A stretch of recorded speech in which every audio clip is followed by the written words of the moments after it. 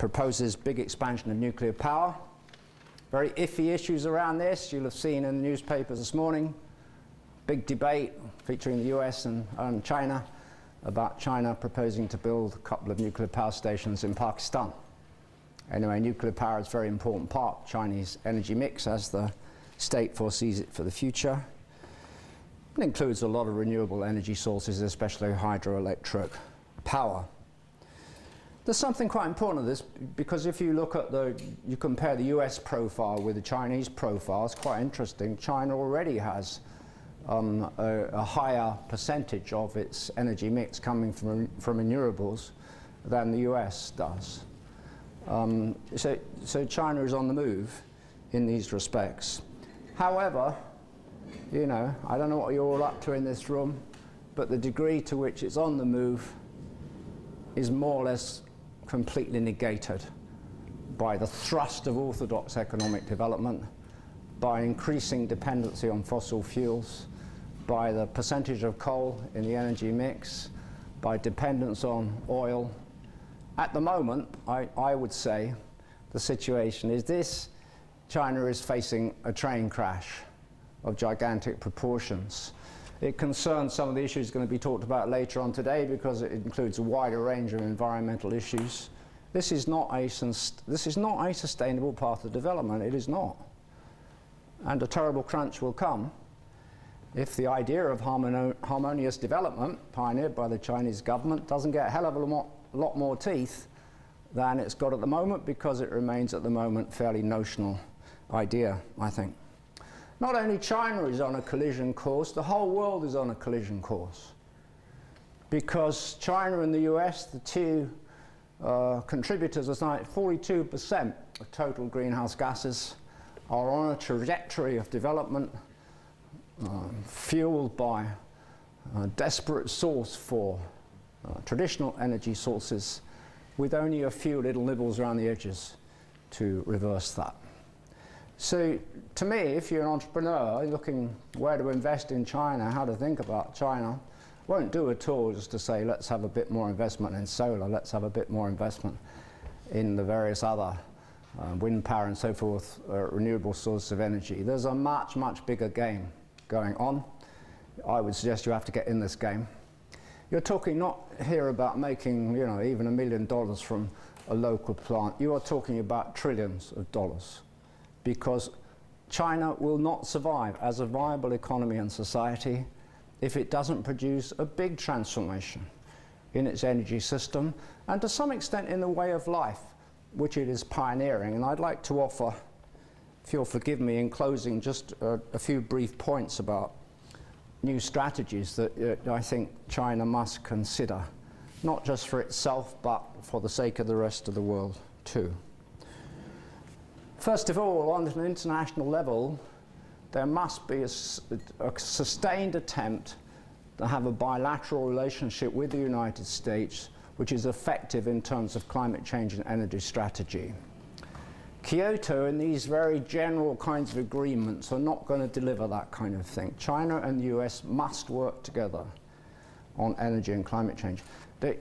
Again, you know, I don't want to exaggerate, but there are two alternate paths for the 21st century. Forget climate change, just about energy.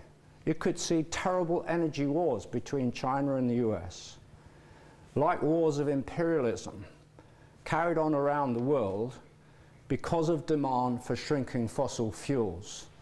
The US, in my view, is more culpable than China, far more culpable than China, and has not yet reversed its historic position.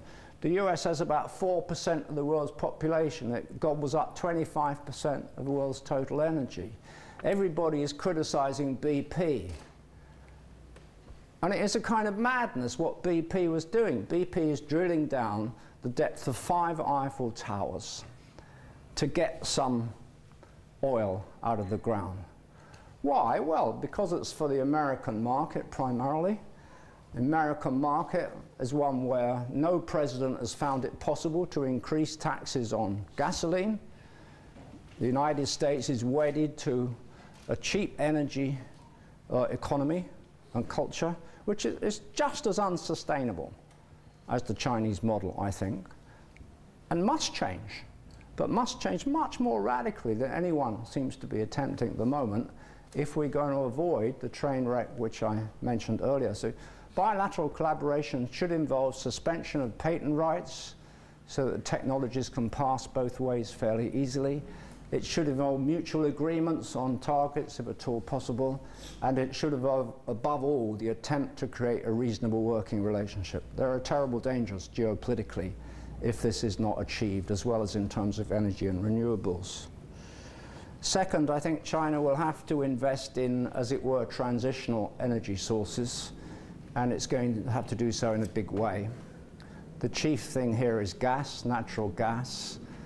The amount of reserves of natural gas in the world been transformed over the past 10 years by technological innovations allowing natural gas to be extracted from shale. The United States now produces more natural gas than Russia does. An amazing transformation within a short period of time. Most of this natural gas coming from shale. Shale is around in many parts of the world and can be produced indigenously. Natural gas creates far fewer carbon emissions than coal does, and it's already possible to fit natural gas power stations with CCS. So we shouldn't just be thinking of CCS in relation to coal, we should also be thinking of it in relation to gas. In the short term, fairly large-scale transfer to gas-fired plants, which can quite often be achieved with existing coal-fired plant stations as a kind of transformation of them, could serve to lower greenhouse gas emissions in China quite substantially. This is what happened here, by the way. The UK has, if you take out the factor of Chinese industrial production, the UK has a pretty good profile for reducing greenhouse gas emissions, not because anybody wanted to do so, but because Mrs. Thatcher, our Prime Minister, didn't like the trade unions, wanted to face down the coal mining trade unions. She did, though, quite successfully. There was then a dash for gas, and gas-fired power stations produce about half the emissions of coal-fired ones. Third, I think China must pioneer a move away from heavy manufacture into service-based industries. It must itself recapitulate much more strongly than it's planning to do at the moment, I think, the kind of path which the Western economies have followed. I don't think following the financial crisis, quite apart from environmental crises, there is any future for a world in which China is simply the manufacturing center. Manufacture should to some extent be transferred back to the Western countries, should be based on high-tech manufacture, but the trend of development in an advanced economy is anyway always towards service occupations. In the UK, for example, only about 12% of the population works in manufacture, although you've got about 8% of Chinese who are contributing to that manufacture. But China needs to remodel its industrial infrastructure. This presumes lifestyle change. It can't just be done as industrial strategy. Fourthly, China must be in the business of proactive adaptation. There is, I think anyway, there is so much climate change already built into the system, no matter what we do now, that we have to adapt, and we have to adapt proactively. That is, we have to adapt before the risks become too great. Chinese government, for example, is planning to build reservoirs which will contain water on a large scale and to some extent countermand the fading of the glaciers to provide relatively stable water supply, but this is really a pinprick compared to the scale of the changes that China faces. As entrepreneurs, if you are all entrepreneurs, I would encourage you to think of adaptation as also providing immense opportunities. It's not just a matter of investing in reducing carbon emissions or renewable energy. It's a matter also of investing proactively in, for example, flood control and water management. These things will be discussed this afternoon, but they're crucial to China's future. It won't do just to sort of talk about sustainability and water. They have to be part of an active, proactive adaptation plan.